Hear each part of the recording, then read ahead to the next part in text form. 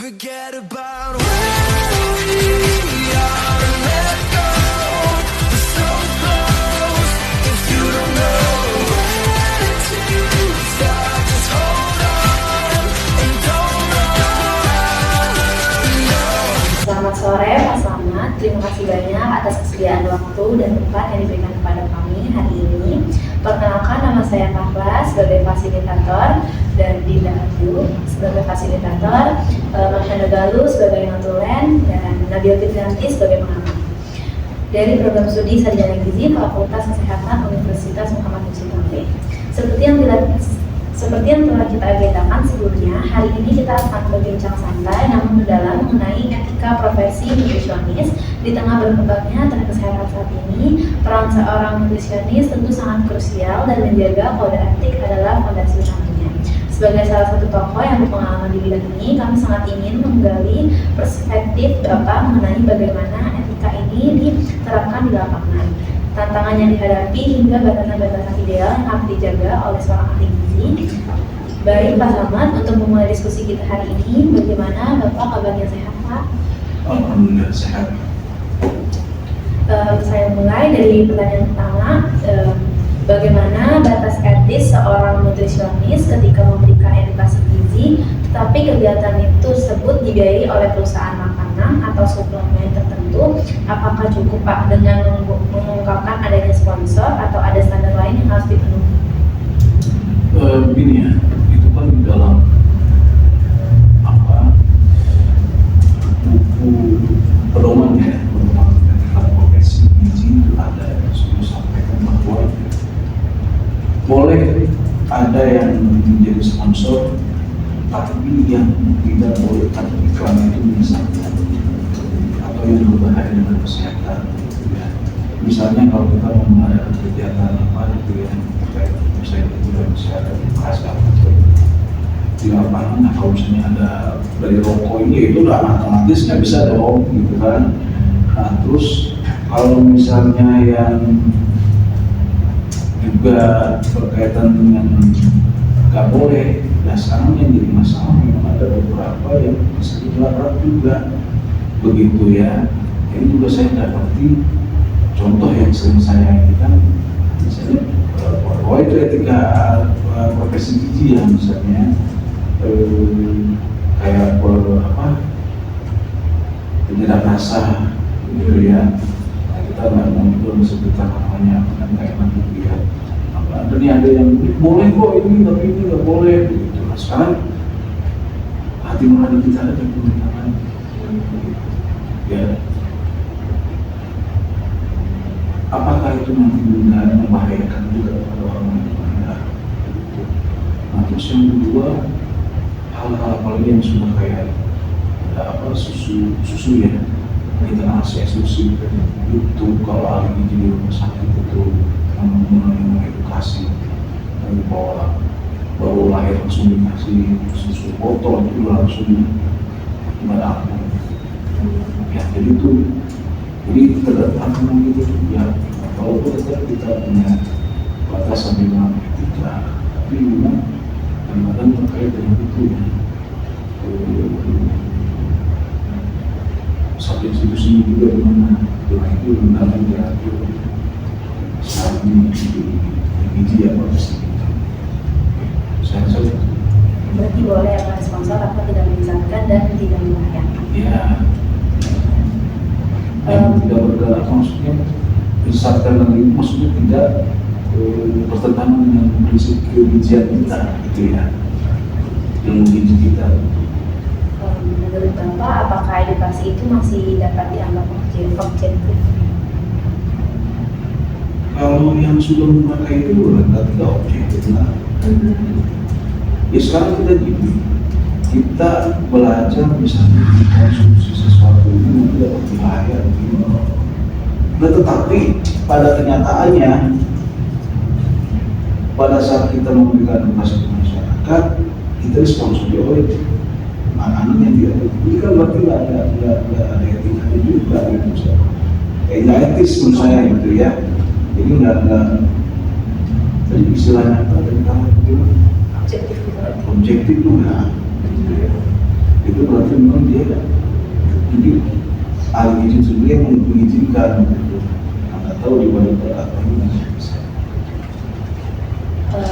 Selanjutnya itu bagaimana cara memisahkan rekomendasi ilmiah dari promosi produk, Pak? Dan kita mendapat ya, masuk ke dalam itu kita kan memang ya seorang kita, tapi yang jadi masalah sekarang ini kan untuk pengadaan dana penelitian apalagi dari pemerintah itu susah. Kita bantuan pemerintah susah. Kadang-kadang mengenai jujur ya, penelitian kita itu malah dapat mulai luar negeri.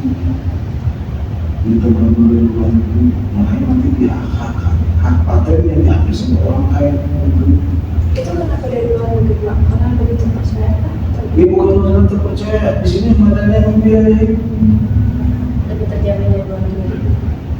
Enggak, orang luar negeri itu percaya bahwa penelitian bagus. Kalau di sini kan kita nggak begitu. Kita selalu jujur aja di negara kita ini untuk hal-hal seperti kayak penelitian ini ya, itu juga memperhatikan. Sekarang itu lebih cenderung ke politik, karena sebenarnya untuk penelitian ini akhirnya mau nggak mau, kalau kita mau melakukan penelitian di Indonesia sendiri, kita mencari sponsor, kan begitu. Nah, kadang-kadang hati nurani ini yang mensponsori, misalnya bertentangan dengan kegigihan kita, gitu. Nah ini yang sebenarnya saya jangan sampai juga ini terjadi. Kalau mau nyari sponsor, jangan sponsor yang benar bukan yang bertentangan dengan gizi produknya. Yang mendukung gizi ya, Pak? Ya, justru yang mendukung gitu. Itu sih yang sama dari saya seperti itu. Ya kita selama ini tidak ada masalah kalau kita mau sponsor dari makanan, produk susu yang lain, tapi jangan nanti kita diminta untuk memberikan edukasi ataupun kita sekilas muncul di iklan, kita orang terkenal misalnya, tapi memberikan mengedukasi itu salah, itu bahaya, itu nggak boleh seperti itu. Apalagi pejabat yang orang itu misalnya. Baik, Pak. Untuk selanjutnya, izin bertanya tentang kerahasiaan data pasien dengan kepentingan program, Pak. Saya contoh kasusnya ada di puskesmas menempelkan daftar balita stunting di papan informasi desa agar keluarga segera mendapatkan intervensi selanjutnya, Pak. Nah, dalam program pencegahan stunting berbasis komunitas, sejauh mana sih data status gizi anak boleh dibagikan kepada kader, perangkat desa ataupun pihak sekolah tanpa melanggar kerahasiaan pasiennya, Pak? Jadi gini ya, memang gini, efek kita untuk apa, salah satunya untuk bahwa kasus ini ada di masyarakat, salah satunya kita harus menunjukkan data yang nyata, yang real. Ya, tapi kita juga harus menjaga etika. Itu boleh saja misalnya ini, tapi kalau waktu contoh saya waktu mengadakan pameran itu bukan di buru, mukanya kelihatan seperti itu, tapi orang tua juga jangan sampai dimunculkan, ini nanti tersinggung, gitu ya. Nah ini contoh seperti ini yang begini. Dan cuma memang kadang-kadang dalam suatu desa kan kelihatan dekat banget tuh, masih bisa terdeteksi juga. Nah memang kita harus hati-hati, ya. Kalaupun misalnya tidak seperti itu, yang mungkin dimunculkan yang status izin itu berapa? Kalau perlu didetailkan di RT ini sekian orang, itu aja udah terbalik tuh. Kalau ini orang kan udah bingung, berarti kan dipaparkan, oh di RT kita ada yang begini, gitu kan, yang stunting. Ah ini siapa nih? Kok banyak banget, misalnya ada 10 orang, itu aku nggak tahu, gitu kan. Nah itu aja sebenarnya sudah bikin ini. Makanya saya juga yang paling penting itu kalau untuk membangunkan macan dari tidur, misalnya kita tadinya santai-santai aja nggak ada masalah, itu dengan data, dengan fakta. Makanya kan saya selalu mengajarkan orang, saat menghadapi, bisa sampaikan untuk promosi kesehatan itu membuat bina suasana, salah satunya adalah dengan menjadikan data yang akurat. Dan itu jangan bohong-bohongan. Kalau bohong-bohongan nanti repot urusannya. Gitu. Contoh kan yang saya sampaikan, misalnya kematian akibat diarrhea di wanita sekian orang dan sekian dalam 1 bulan sekian orang. Kalau dalam 1 tahun berapa? Orang jadi berpikir. Ya, jadi tetap kita juga harus ada etikanya juga. Kalau perlu kita menanyakan dulu kepada orang tua yang menunjukkan. Tapi kalau sudah ya kita sepati sampai ke data aja. Jadi alternatif dari tunjangan keluarga yang beresikonya itu kita kasih tahu ke keluarganya dulu, terus habis itu saya nggak sih di keluar atau di Untuk daerah. proses pelajaran gitu. Cuman kadang-kadang kita itu kalau lagi gitu Pak, tahu-tahu nanti mobil ini panas-panasin juga, itu yang juga terjadi seperti itu. Makanya kita hati-hati. Profesi gitu tuh seksi ya, artian tapi hati-hati karena dengan orang yang ada yang meninggal balita gara-gara ditipu pun kepala desa bisa dijatuhkan, camat bisa dijatuhkan, gubernur nanti bisa dijatuhkan.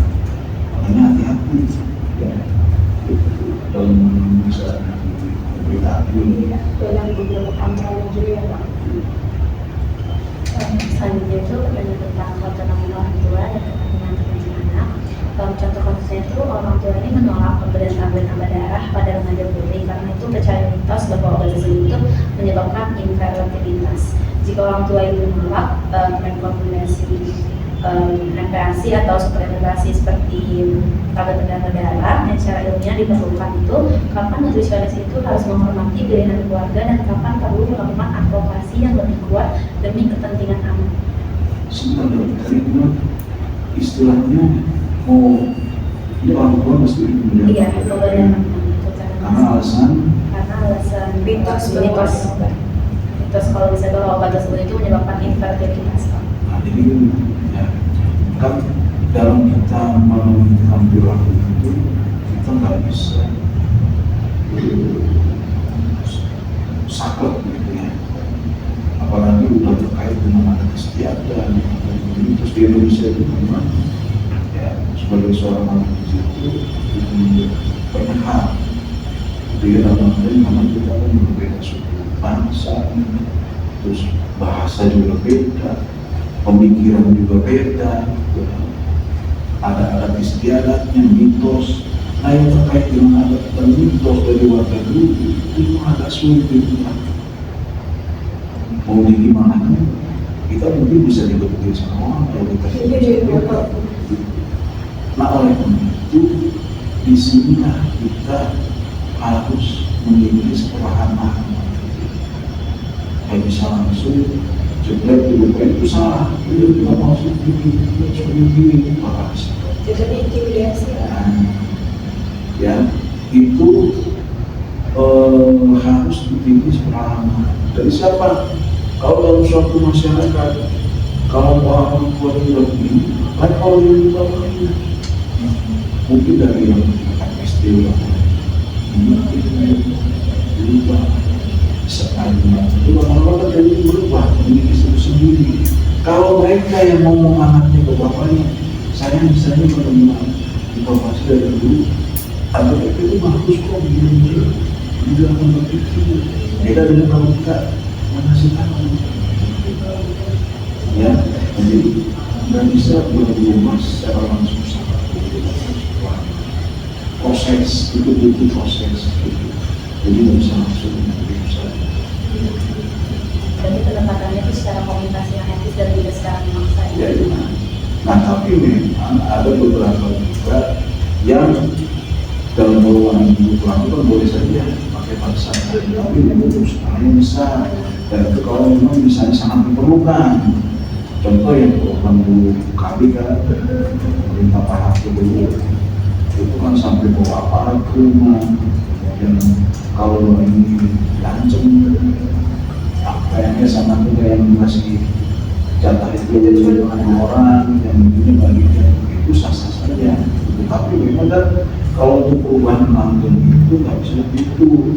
Kalau itu pasti perubahan sesaat gitu, tapi nanti akan kembali lagi begitu ya. Nah tapi kalau yang perubahan secara tadi melakukan advokasi yang baik, kemudian juga pemberian edukasi juga yang besar, nanti perubahan akan lalu. Untuk selanjutnya pertanyaan tentang etika penggunaan media sosial oleh nutrisionis. Contoh kasusnya, nutrisionis ini mengunggah foto pasien yang obesitas nih Pak sebelum dan sesudah diet. Tapi izinnya lewat lisan saja. Apakah batas etis nutrisionis dalam membuat konten media sosial? Boleh nggak sih nampilin foto-foto sebelum dan sesudah atau testimoninya tuh kayak gimana buat penurunan berat badannya? Tapi memang secara etika itu harus ada kita kesana.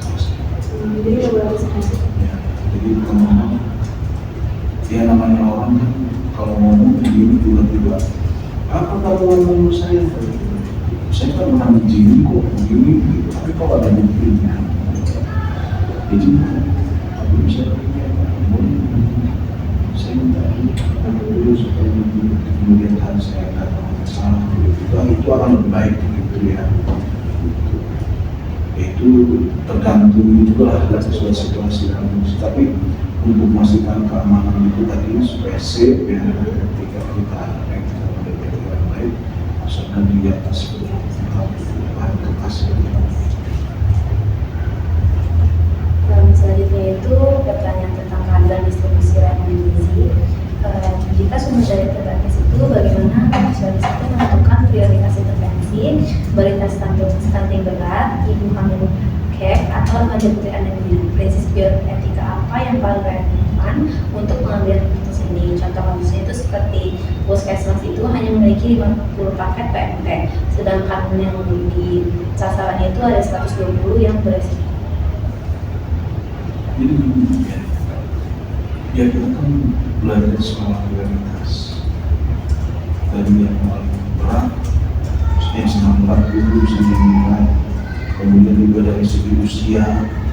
Nah itulah tentunya ya kita juga nggak bisa melaksanakan loh. Kalau misalnya cuma ada 50, ya bagaimana? Apalagi kalau 50 misalnya bisa dibagi dua supaya jadi 100, tapi itu bisa berjalan masuk untuk bisa juga efektif obatnya. Tapi kalau makanannya gitu ya. Tapi kalau misalnya ini dengan dikurangi jadi separuh, nggak bisa mengatasi masalah, ya nggak bisa. Ya, kita harus mana dulu yang ini ya.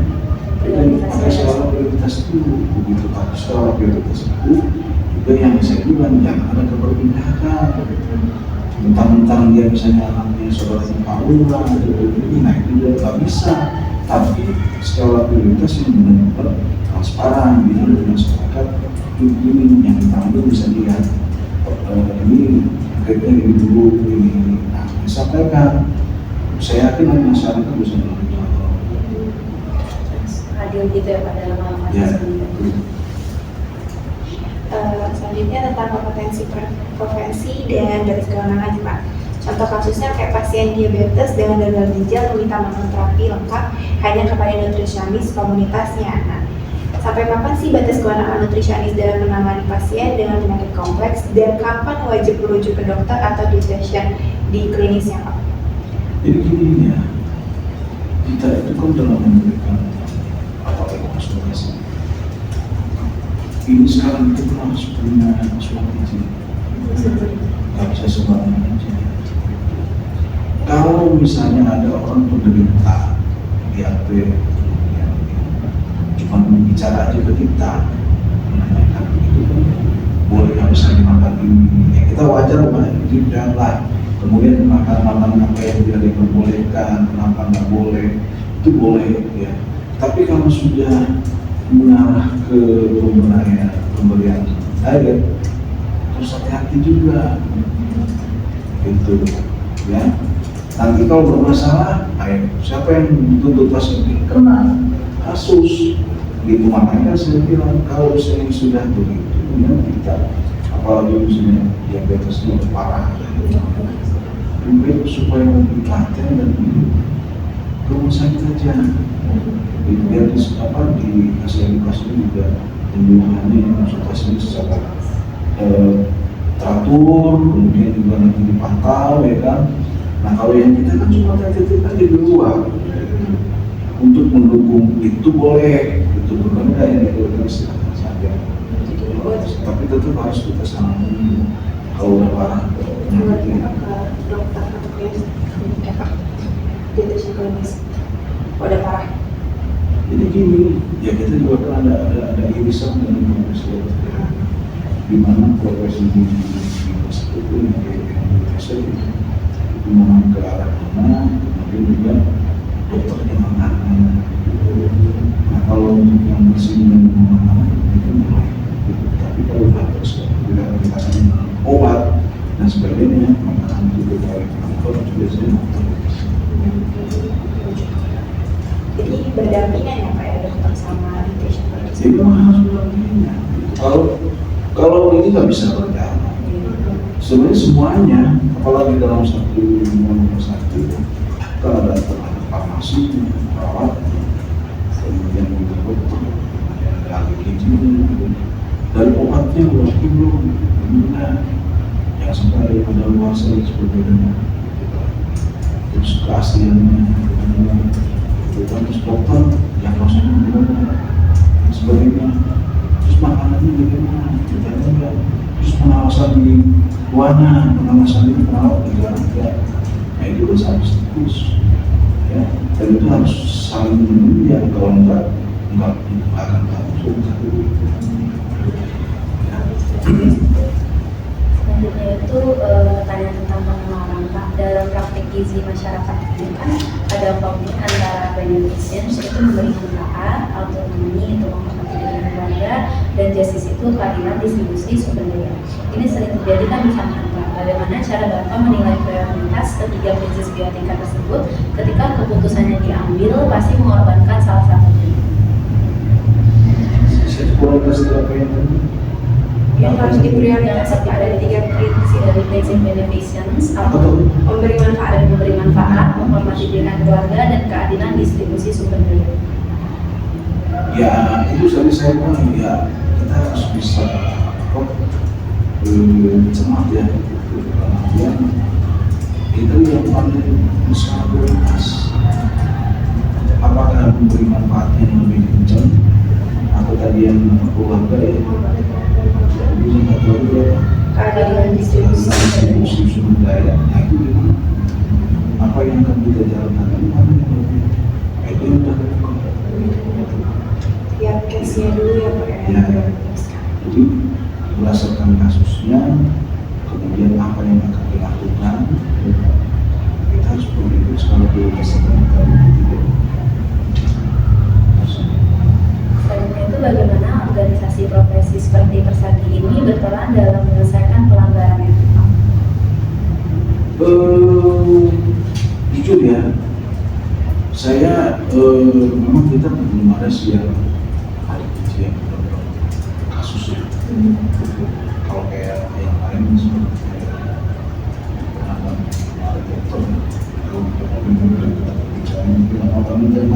binatangnya ada gitu kan, pelecehan seksual, hamil dan sebagainya itu kan ada juga.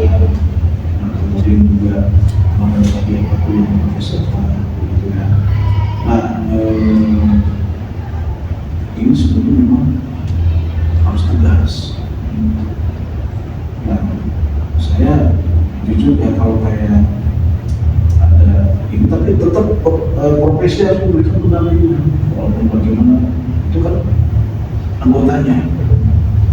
Ya kalau memang misalnya kenyataan ini ya dipecat, kalau mau dipecat itu ada sanksi gitu kan. Tapi kalau misalnya ya ini apa yang harus dibela. Pernah ada kasus juga waktu itu. Saya ya kamu sampah, memang tidak bisa, tapi itu fitnah. Nah dibantuin sama perawat gitu. Sampai berubah. Jadi profesi itu memang sangat penting ya untuk mewadahi suatu di organisasi profesi di mana jangan cuma wadahnya doang, tapi dia juga harus kontribusinya gitu dalam arti apa, memberikan pelatihan yang update, webinar update, kemudian juga kalau ada yang bermasalah, misalnya ada yang diperlakukan tidak adil di institusi pekerjaannya, contoh misalkan gaji tidak sesuai, harusnya profesi juga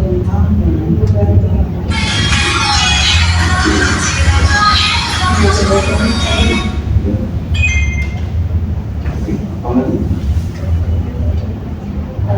apa kode etik profesi gizi saat ini sudah cukup mampu menjawab tantangan era digital dan media sosial? ya namanya kita berubah ini ya,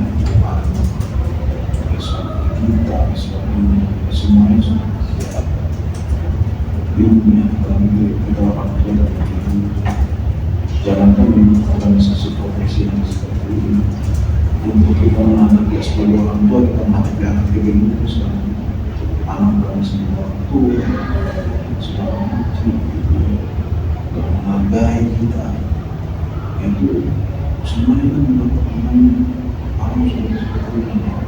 Kami sedang aturan kemudian juga harus dipakai terus untuk mengisi hasil ini, jadi harus diupdate itu ya. Kalau sekarang jujur aja iklan itu pengusahakan banyak, dari profesi tinggi ya, kayak melaksanakan tubuh, itu kan banyak kasus juga yang anak-anak sekarang itu kan udah pakai mikir, wah itu bisa, itu ya. Akhirnya dia melakukan kegiatan itu tahun kemarin keluarga sendiri gitu kan. Nah itulah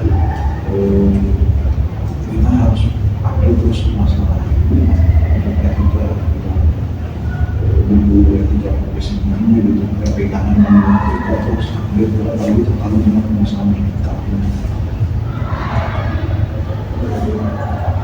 Baik Pak, cukup sekian dari wawancara kita. Terima kasih atas masukannya tentang etika nutrisionis nih bagaimana, dan ternyata etika nutrisionis harus berjalan secara beriringan ya sebagai profesi gizinya juga. Dan kita juga harus update nih mengikuti era di zaman sekarang kan. Emang tantangan sekarang ini berat ya, apalagi istilahnya ya kita sebagai saya itu di profesi itu pemerintah ini sekarang seolah-olah kan di sini untuk di profesi ya, semuanya menerima sama pemerintah, tetapi pemerintah sendiri belum siap dengan itu.